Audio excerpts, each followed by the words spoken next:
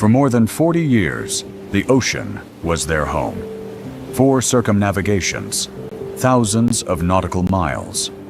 The Schurmann family are legendary sailors who have seen the world from the deck of their vessel.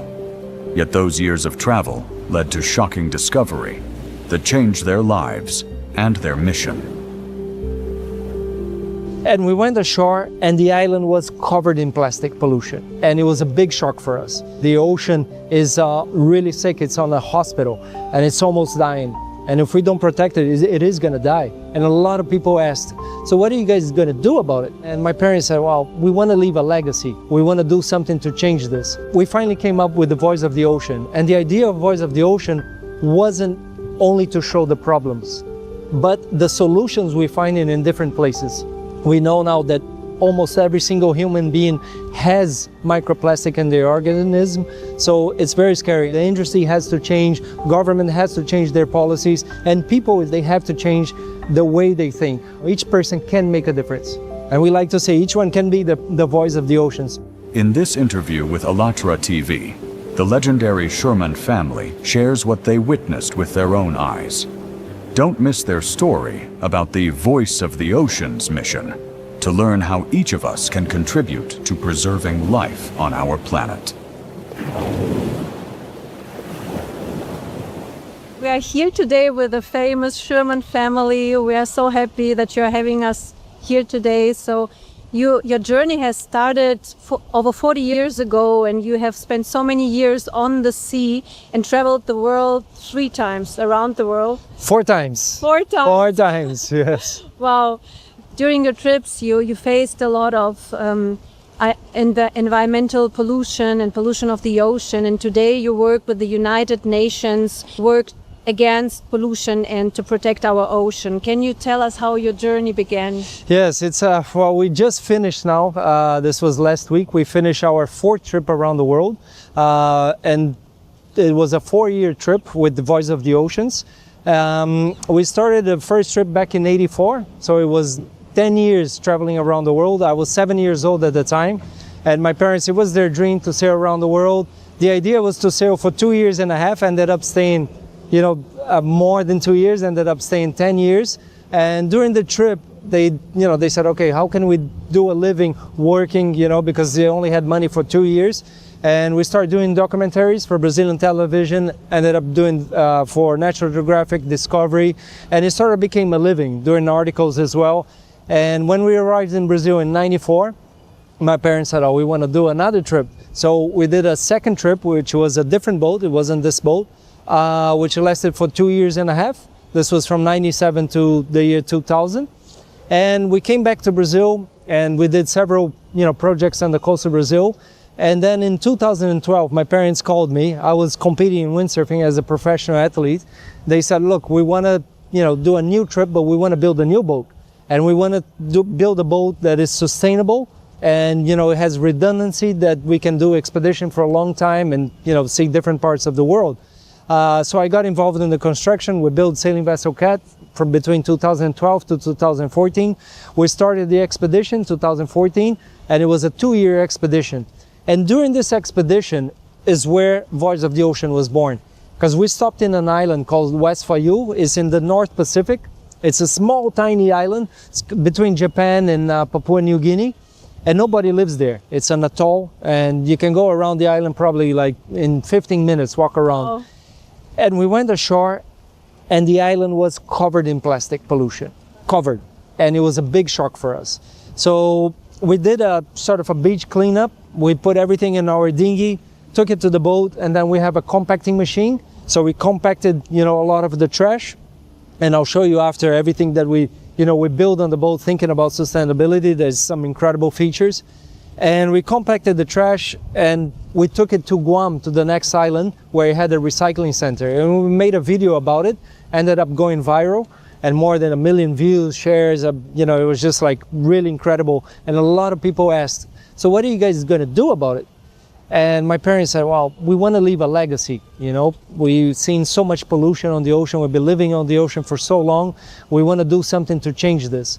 So we went back to Brazil in 2016, and then we started gathering all our minds, scientists, marine biologists, people from businesses, so all the students, professors, and we finally came up with the Voice of the Ocean. And the idea of Voice of the Ocean wasn't only to show the problems, but the solutions we find in different places. So we started Voyage of the Ocean in 2021. We started here in the coast of Brazil, did all the coast of Brazil. Pará, where we are now, Belém, was our last state in Brazil. We went up the Amazon River, which was incredible. It was a new experience for us. And then we went to Santarém and came back through the Amazon River to Afuá, and then carried on to internationally, where we've been 4 years sailing around the world and bringing awareness and seeing all the different projects that has incredible impact on trying to fight the pollution on the oceans. So it's a very special, inspiring place. It's an educational center that is dedicated to the ocean, right? Yes, the main idea was, okay, we want to give back to the ocean what the ocean has given us so much. And a lot of people don't know that the ocean provides basically more than 50% of the air we breathe. So, we see a lot of protection on the forest, which is great, but that has been like 20 years, the work on protecting the forests. And on the ocean, there's hardly any awareness about it. So we said, okay, we have to do something about it. And Voice of the Ocean came to Belém. We were invited by the government, the Pará state government, saying, okay, you guys have to do something for the ocean here. And we wanted to do something that wasn't closed for the public, like the green zone, blue zone, where it's very hard to get access to. We wanted something that everybody could visit. The boat has been open for visitation for everyone to visit the boat. And the Voice of the Ocean house, we have an exposition there. It's an immersive exposition. People can, understand how the trash works, because we like, to say that without the blue, there wouldn't be the green. So everything's connected. The Amazon, we're having the COP here, COP30, which is happening here in Belém, in the heart of, of the Amazon.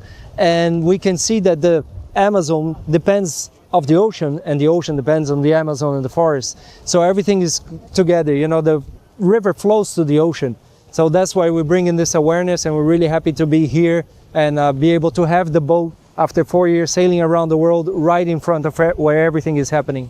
So the last journey wasn't counted on the internet, because I only found through 3 trips, 3 world sailing. Yes, because we just ended now. Okay. So this trip was a 4-year trip, and we did the coast of Brazil, Amazon River, and then we went to the Caribbean, Bahamas. We did all the coast of the United States, almost all the way to Canada, to the Maine in the north of the U.S. Then we went to Bermuda, across to Mexico, Panama Channel, Costa Rica. Yeah, it was a long trip. Costa Rica, across the Pacific Ocean, going through islands like French Polynesia, Pitcairn, Wallis, Fiji, and then New Zealand. And then we had a small break in New Zealand for several months, where we did a big maintenance on the boat and got ready to sail to arrive for the COP30. So we did we left New Zealand, crossed the end of the Pacific Ocean into Australia, and then Indonesia. We spent 4 months in Indonesia. We met some incredible projects in Indonesia, but also we saw very impact of the plastic pollution on the ocean. And then we went across the Indian Ocean to Mauritius, Reunion, and then South Africa, Cape Town, across the Atlantic Ocean to Santa Helena, Fernando Noronha, which is an island here, is a national park, a marine reserve, and then here in Belém. So you saw the visible pollution, like the big plastics, but you also warned the public of the microplastic, of the effect on our health, on our bodies, on the animals, on the biosphere. So what is the danger? Yes, I mean, we have our pillar. We like to say our pillars from Voice of the Ocean is because we personally are not scientists ourselves, but we had scientists aboard. We have marine biologists aboard. Catarina is one of our crew members. She crossed the Atlantic and the Pacific with us.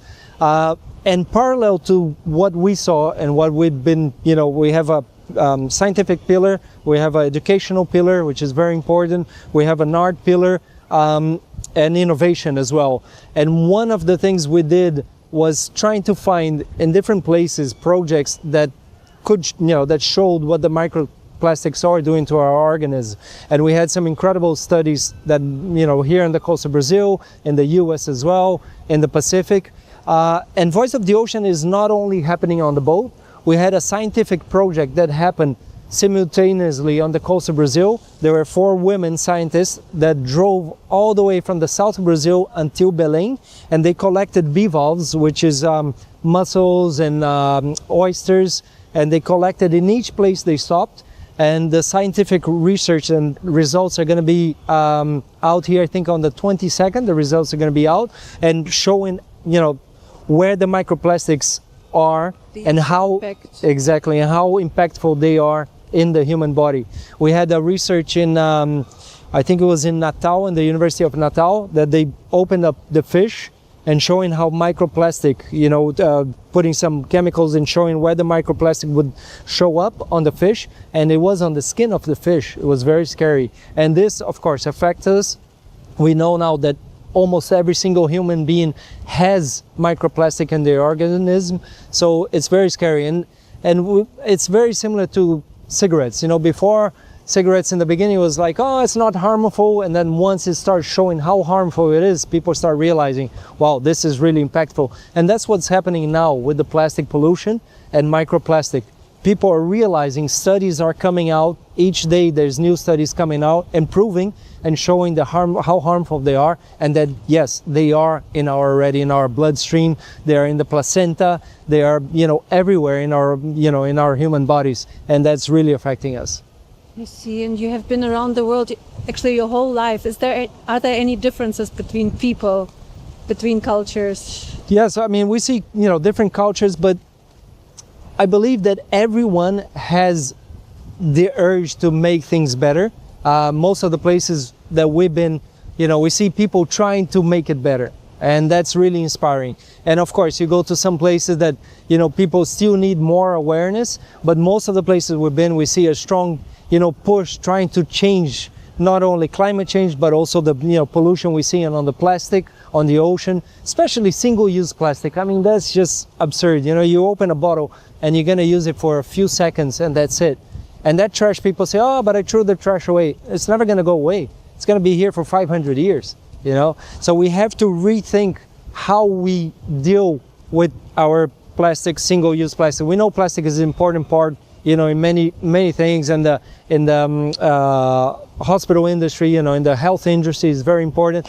But in some sides, we look and we say, it's not needed. So it has to be, the industry has to change, government has to change their policies, and people, because a lot of time we blame people, we blame governments and industry, but people as well, they have to change the way they think. And each person can make a difference. And we like to say each one can be the voice of the ocean. So each one of us has a duty that can change. And that's why with Sailing Vessel CAD, we like to show how in a small environment, you can use, ideas that are sustainable, and your impact, footprint on the plastic can reduce a lot. So that's the idea with Sailing Vessel CAD, and we like to share always, the ideas and innovations that we have here aboard. And what difficulties did you face on your journey and during your work? I think one of the biggest challenge is always funding, because when you're talking about environment, it's always hard for the funding. And we like to say we were a startup 1 year ago, and I mean we've grown exponentially. So in the beginning it was very hard with the part of the funding, but once it starts going, people starts believing, we are 100% Brazilian initiative to the world now, but we started very small and we knew it wasn't going to be easy.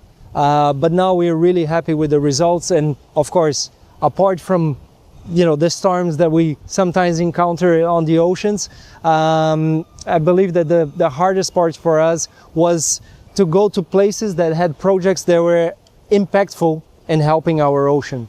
So that's where we were always going to different places, and even in Galapagos, which is a great marine reserve, we found challenges there that was very tough, for the government, local government, to try to deal. For example, we have a lot of tourists visiting Galapagos, and how do they deal with that trash?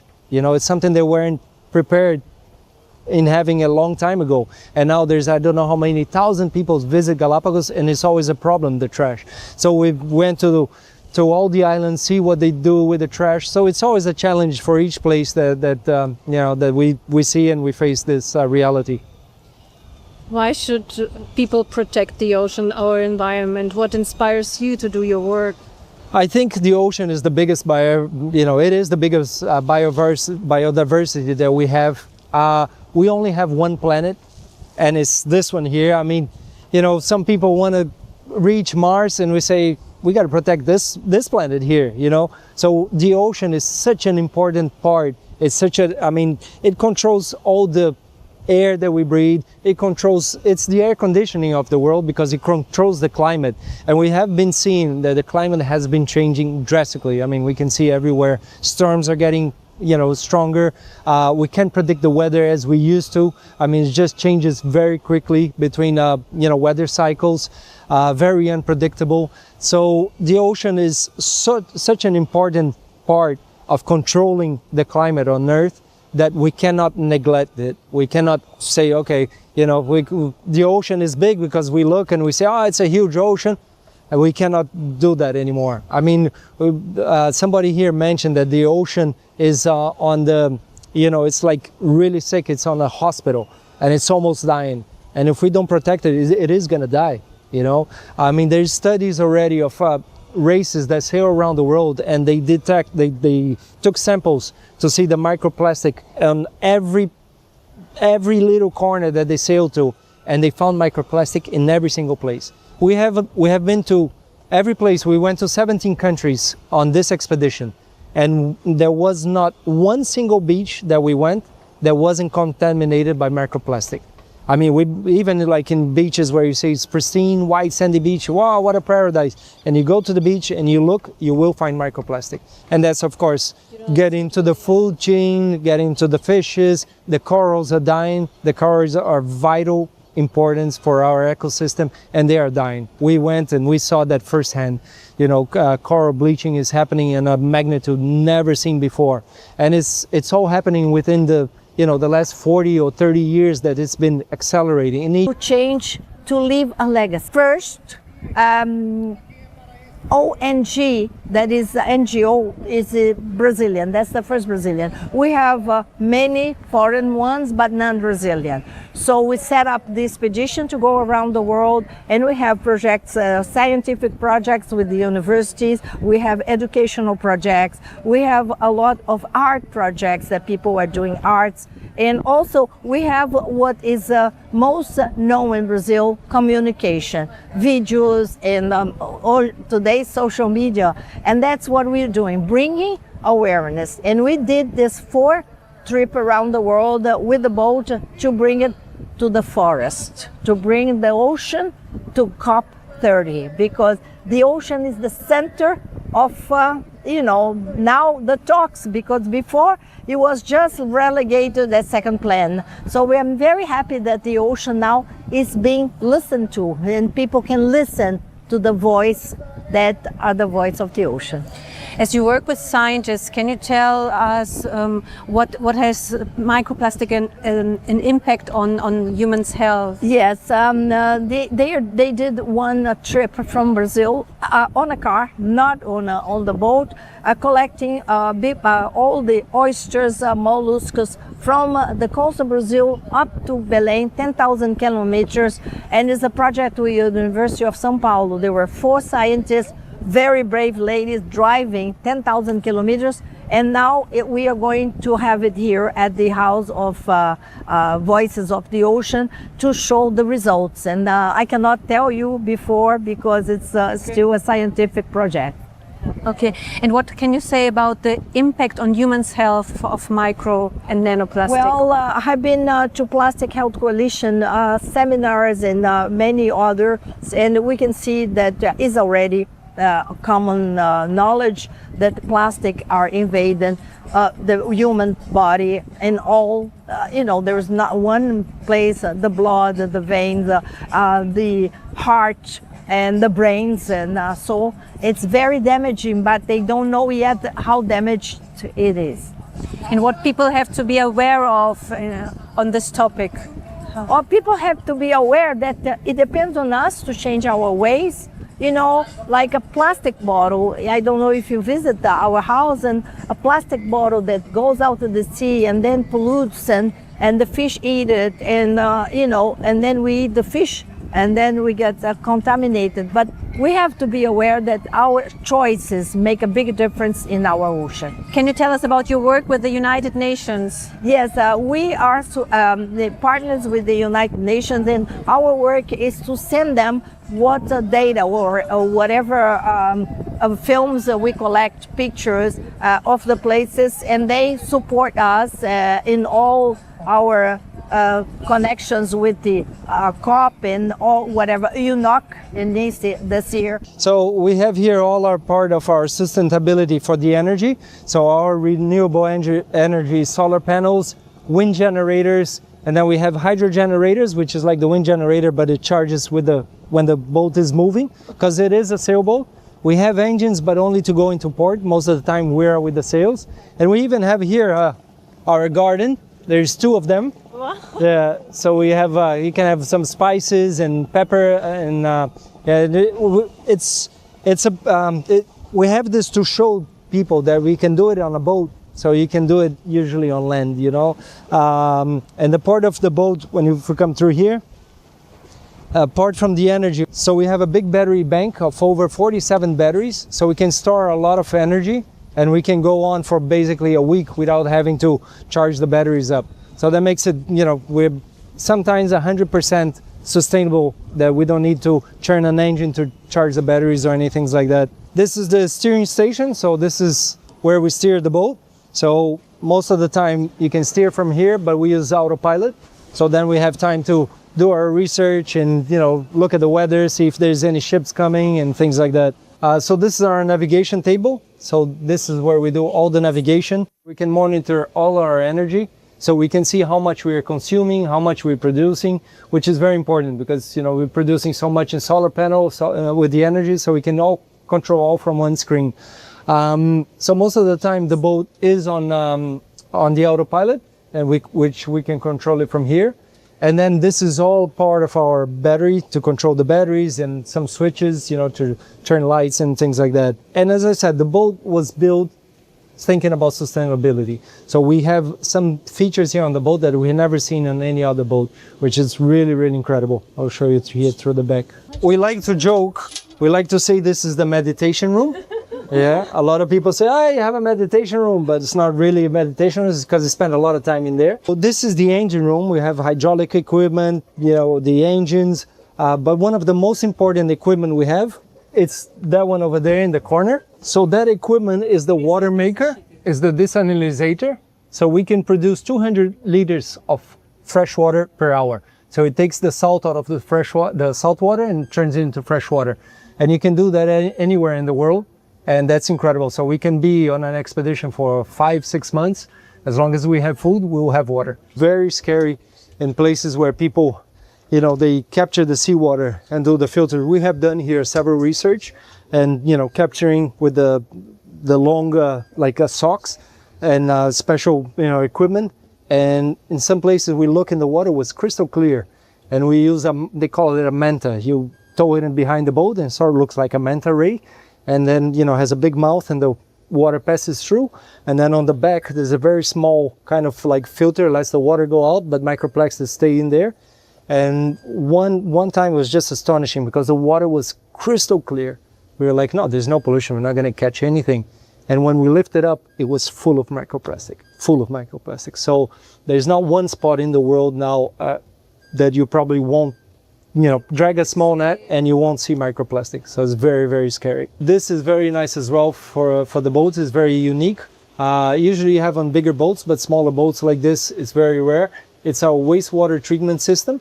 So it treats with aerobic and biological. So it creates, here we have 6 big tanks underneath that it creates basically bacteria to eat up, digest the system from one stage to the other.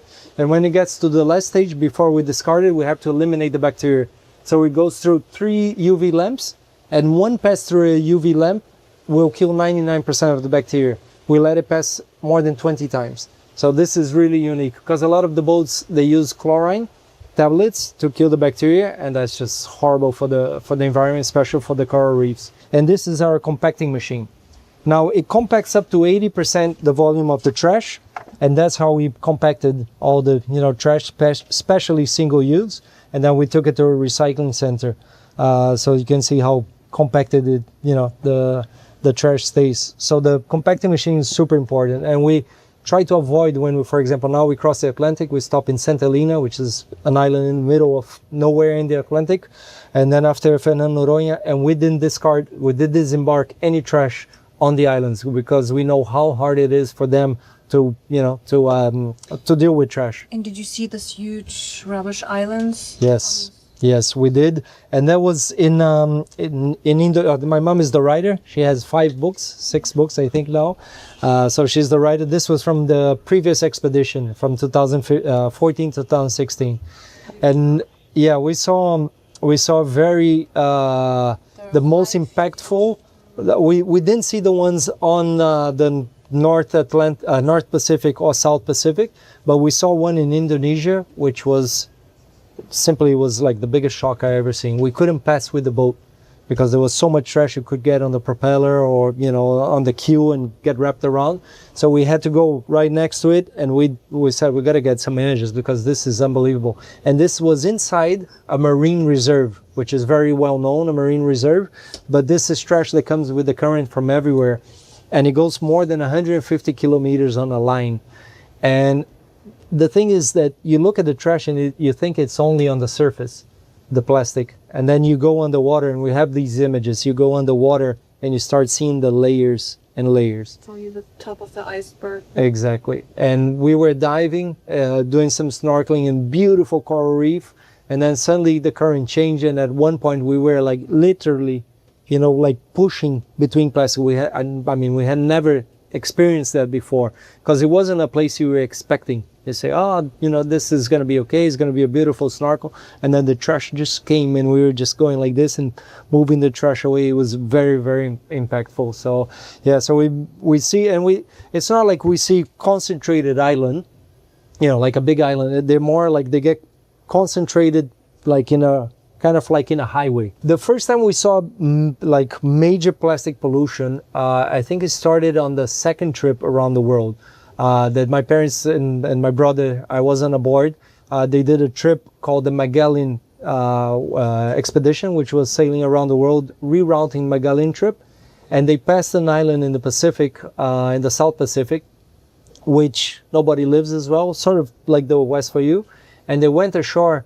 And then my brother said, well, there's something funny here. I'm seeing some funny things, and they, colorful things. What year was it? This was in between 97 and the year 2000, so it was probably 98. And when they went ashore, they saw from the boat these kind of colorful things, and they were like, well, that's strange. And then they saw all these plastic containers and pieces of plastic that had been washed ashore. And they were, oh my God, we are in the middle of one of the most remote islands in the world. How did this get here? And it already started back then in 98. And so it was very shocking. And we went to, like, for example, Vietnam. Vietnam had most of these islands. Whenever they had a package of something, or they had a basket, it was all made of weaves, of coconut weaves or out of straw. And usually, they would use it, discard it, and it would go back to nature. It would compose by itself. And then once plastic got introduced, they still have that, they used to throwing out, and they have no idea that is going to be forever in nature. It's not going to go away, and it's going to pollute. So it was very impactful. Do you work together with university scientists here in Brazil? Or? Yes. We have several universities. The University of USP, that did this project going up the coast of Brazil with the scientists, with the 4 scientists collecting the bivalves.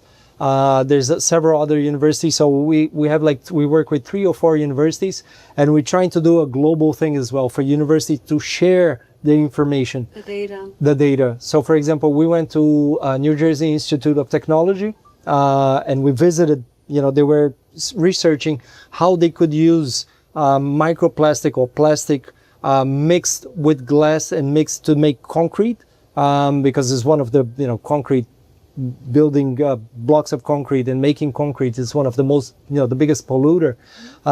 So they saw how they could lower that impact, and they were doing some tests on mixing it, and it was pretty incredible. What do you think? How would you describe the role of the science on this topic? I mean, super important. Each year we have been seeing that science has been kind of a lot of people not losing their not their faith, but their belief in science because of misinformation. So we've been seeing that more and more. And I mean, the science, it's science. It's not wrong. Most of the science we see is it's undeniable, about what is causing the climate change, what's causing the pollution. And we have to believe more on the scientists, and we see each day people saying, oh, but this is something that doesn't exist. They just created it. And I mean, even the flat earth, nowadays people believe that the earth is flat. We've been around the world 4 times. We know it's not flat. So we see these beliefs, and more people having these fake news, and it's, so we have to believe more in scientists, on the scientists and on the science. And they are the ones who are making a lot of progress and seeing what we can do and how we can change. So it's a matter of, that people have to kind of adopt that and change the policy and change our everyday life to make it better. Basically, we have 4 cabins on the boat, so on the back, and then 2 more on the front. So the cabins, each one of them, Cozy. yeah, you see, each one of them has a name of a sea creature. So the balea is the whale, and then we have the dolphin, we have the albatross, and this here was a friend of ours. He's a plastic artist, and he got bottle caps, and then he made these templates out of recycling plastic, and so he cut the designs of each of the rooms. Here we have 2 more bathrooms and shower, so we can take a normal shower here on the back. And on this side here, you can see that when we are sailing, we heel a lot, right? The boat is moving, it's a sailboat. So we have these, so you can sleep and then you can lean on it and you're not gonna fall out of the bed. So each bed has one of them. We put it underneath, but each one has their own little hook to hook up, and so you don't fall out of bed. So it's cozy, it's small. The water line for where we are now with the knees is where the actual water line is. So all this is underwater. And Sailing Vessel Cat has a feature which is really incredible, which is the lifting keel.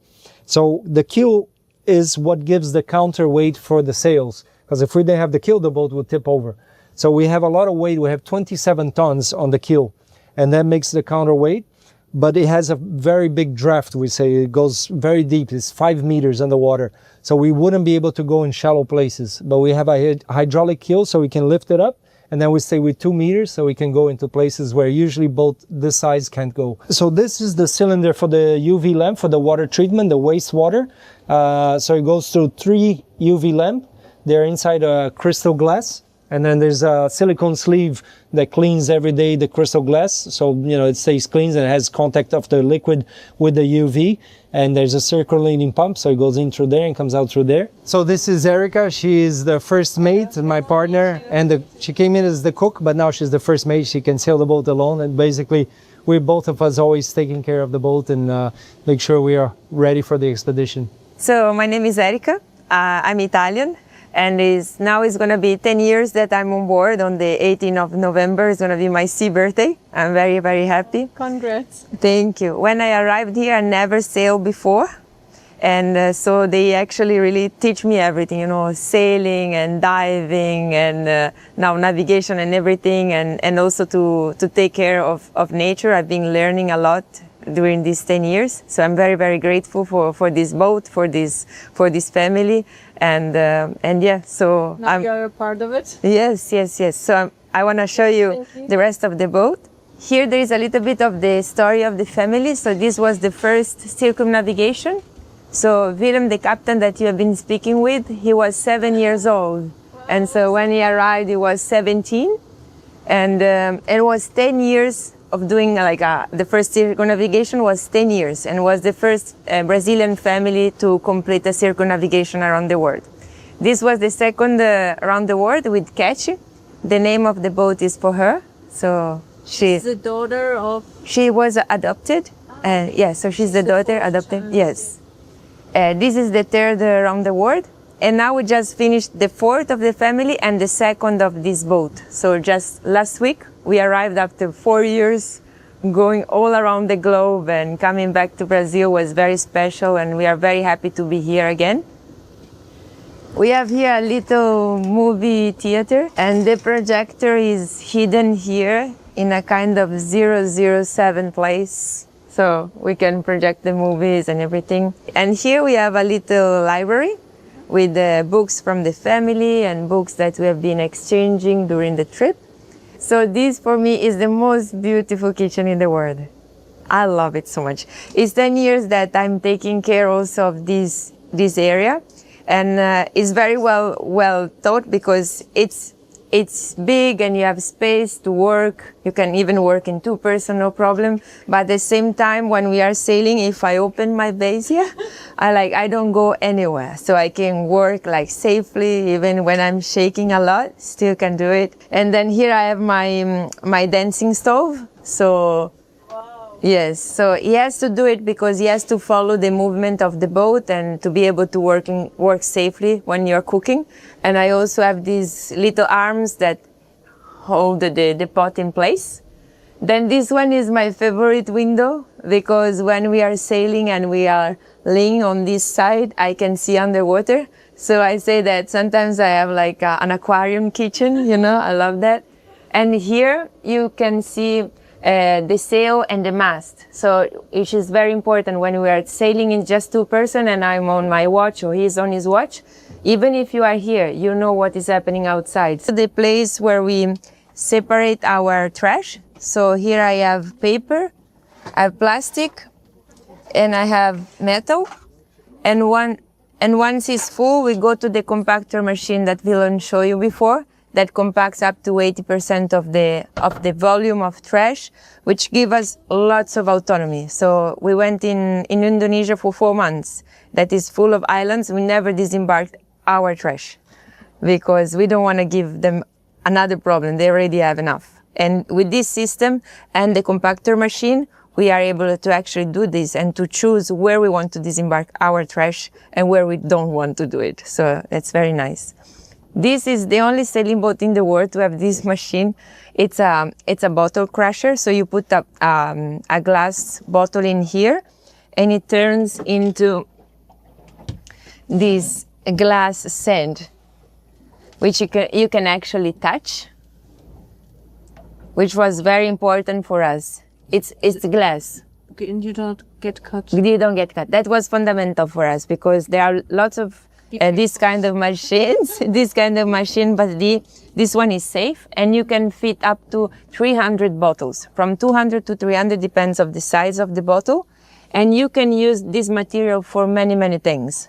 So you can use it for making glass again. You can use it for making jewelry. You can use it for making like bricks. Building. Yes. Here in Pará, one of the artists that made the art in front of the Voice of the Ocean house is gonna make a collection of bio jewelries with this, inspired by the Voice of the Ocean. So we are very excited about it.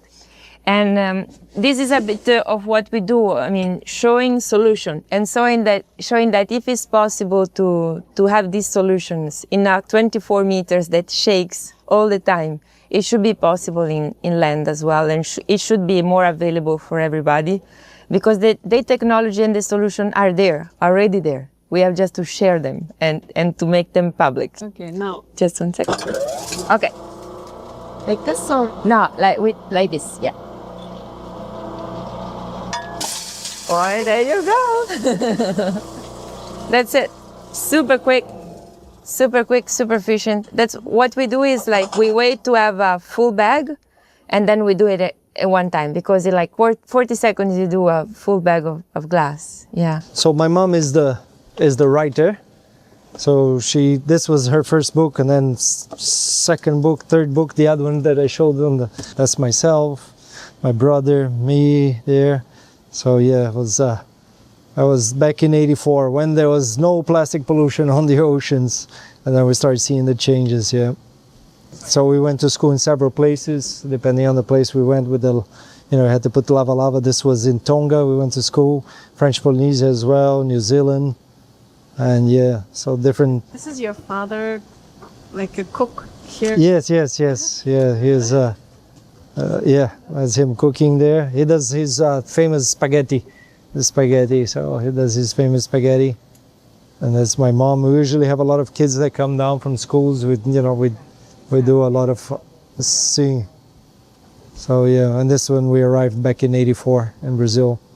And then there's several other books, and yeah, so my mom is the writer of the family. Yeah. To help protect the ocean, each one of us has that duty, and can make a difference.